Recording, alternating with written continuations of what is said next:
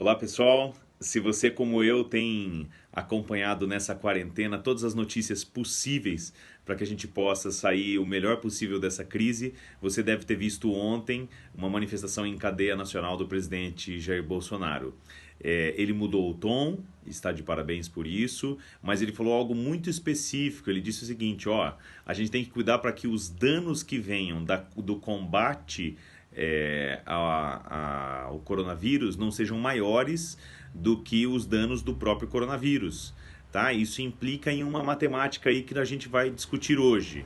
Tá? Eu sou o professor Bruno Grego, eu vou trazer aí para vocês uma conversa sobre bean counting. Então, pessoal, estamos conversando sobre contas. E aí, cabe conta matemática com vidas? Cabe conta de 1 mais 1 igual a 2 quando a gente está discutindo se uma pessoa vai sobreviver ou não a uma crise? É uma questão complicada, polêmica, um debate importante aí do ponto de vista ético, inclusive, tá? Então, comentando, como eu dei uma prévia para vocês ontem, aqui pelo Instagram, eu de fato parabenizo a postura do presidente. Tem muita gente que falou: olha, professor, parece que o pessoal da assessoria dele está assistindo seus vídeos, né? Porque justamente ontem eu fiz um vídeo falando sobre como que ele não poderia se manifestar pelo Twitter, como que as manifestações oficiais dele tinham que ser especificamente pelos meios oficiais. E de fato ele fez isso, mudou o tom, melhorou um pouco a postura, e isso é muito louvável, tá? É o que a gente espera de um presidente da República. Agora, um ponto específico ali é um ponto que eu quero discutir com vocês, tá? Não é uma crítica desarrazoada, muita gente pode falar o seguinte: escuta, mas você parabeniza que ele voltou e mesmo assim acha alguma coisa para reclamar? Não. Eu só estou usando a manifestação dele como uma provocação para um debate que eu quero fazer com vocês, que é o debate do bean counter. Não sei se vocês já ouviram essa expressão. Bean counter é o contador de feijões, literalmente alguém que bota 5 feijões para cá, 4 para cá. Essa é uma expressão lá dos Estados Unidos que designa aquele contador que é especializado em contas de riscos. E geralmente essa conta de riscos é feita contando mortes. Então algo que é até um pouco complicado de lidar do ponto de vista ético, tá? Mas é um debate que eu quero trazer aqui para vocês. Por que eu estou trazendo esse debate? Porque em um dos momentos lá da manifestação do presidente Bolsonaro, que tem vários pontos positivos, né? Também tem pontos negativos. A gente sabe que toda aquela citação que ele fez da OMS é falaciosa, porque você não pode simplesmente recortar o meio de uma argumentação e não usar a mesma conclusão, né? Ele recortou o meio da argumentação da OMS, do representante da OMS, sem dizer que a conclusão deles é a seguinte: que todos têm que ficar em casa e o Estado é que tem que instituir, na medida do possível, programas sociais para fazer com que isso seja viabilizado. E não que cada país tem que verificar a sua situação e pode mandar o pessoal voltar a trabalhar. Isso é evidente, tá? Mas deixa isso para um outro vídeo. Hoje estamos discutindo aí a situação do bean counter. Imagine o seguinte comigo, pessoal. Imagine que você precisa determinar qual é o custo da morte. Quanto que custa se as pessoas morrerem, para ver se compensa deixar as pessoas morrerem. Já se imaginaram nessa situação? Essa conta é que não diretamente, não quero ser injusto, mas indiretamente foi sugerida pelo presidente. No seguinte sentido, ele falou: olha, a gente não pode deixar que o custo do combate à epidemia seja maior do que o custo da própria epidemia.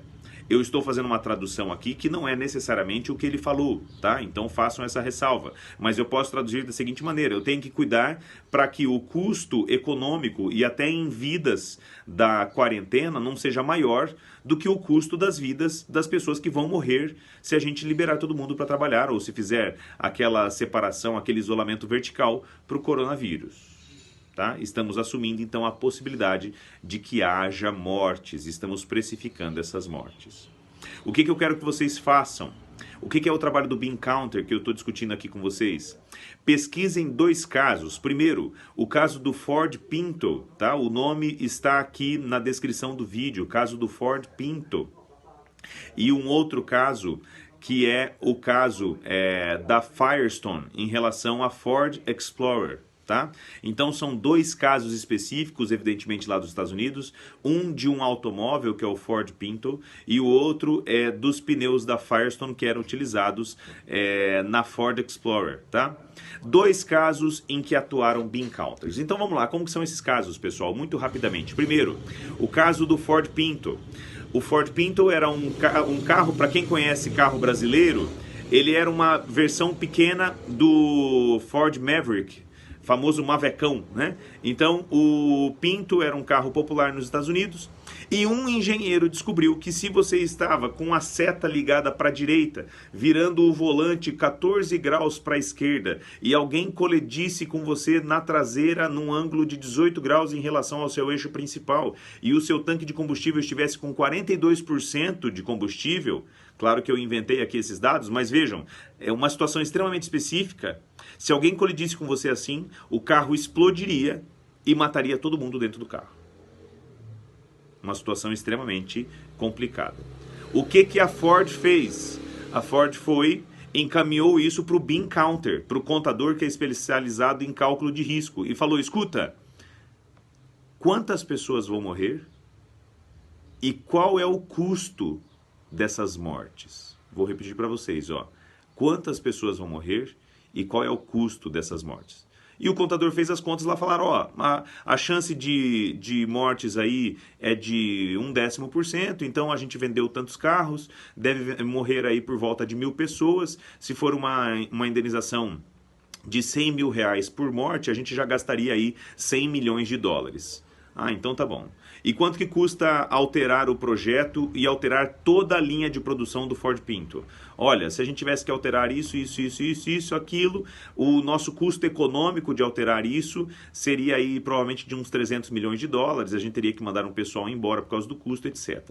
E aí a Ford fez a seguinte conta, olha, entre ter 300 milhões de dólares de custo econômico para alterar a minha fábrica e ter 100 milhões de dólares, lembrando, gente, aqui os dados são fictícios, isso é um caso muito antigo, tá? Ou ter 100 milhões de dólares em relação às indenizações, nós vamos fazer as indenizações. Esses não são dados que eu trago, gente, existem documentários sobre isso, tá? Isso foi uma denúncia que foi feita na época pelo engenheiro da fábrica.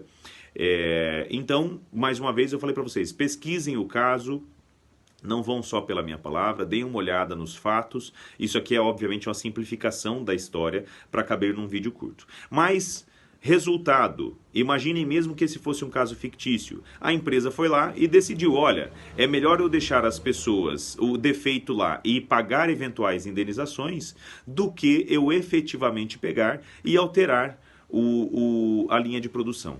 E aí você já sabe o que começou a acontecer, né? Por que a gente está discutindo esse caso agora? As pessoas começaram a morrer incineradas dentro do carro, tá? E assim, a gente teve várias indenizações, teve uma denúncia do engenheiro que tinha falado desse defeito, e isso obviamente virou um escândalo gigantesco, é o caso do Ford Pinto. Guardadas as devidas proporções, é a mesma coisa que estamos procurando fazer agora, colocar o custo de vidas. O custo, quanto que custaria em vidas para a gente manter a atividade econômica.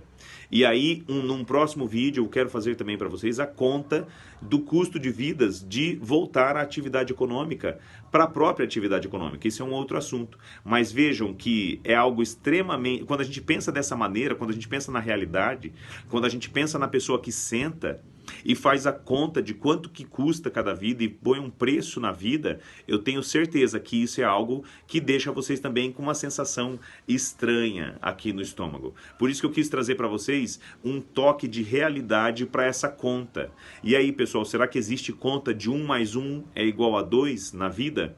Será que a gente consegue fazer conta de mais ou menos com a vida dos outros?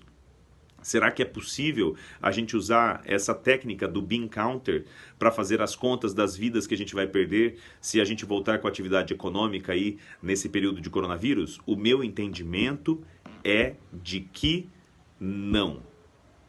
Porque eu não gostaria que a minha vida, a vida dos meus familiares, fosse precificada assim também. Pense nisso, pessoal. Um abraço e até o próximo vídeo.